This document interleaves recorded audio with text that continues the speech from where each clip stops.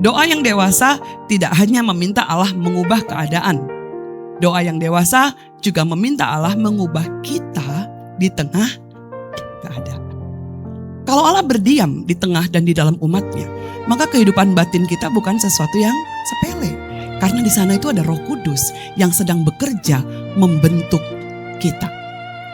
Karena itu Paulus kemudian berdoa agar Roh Kudus menguatkan manusia batin kita.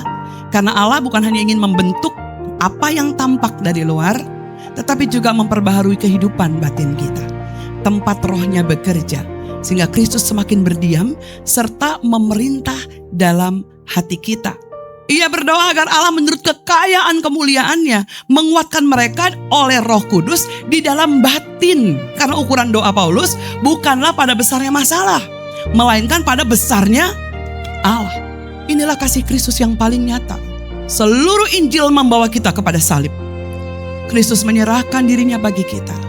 Ia mengambil tempat orang berdosa, menanggung hukuman yang seharusnya kita tanggung, supaya kita diperdamaikan dengan Allah dan diterima sebagai anak-anaknya. Bahkan ada sesuatu yang jauh lebih indah daripada kata I love you. Apa itu?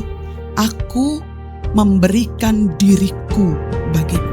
Di sanalah terjadi apa yang sering kita sebut dan dengung-dengungkan, the great exchange, pertukaran yang agung. Kristus mengambil dosa kita supaya kita menerima kebenarannya.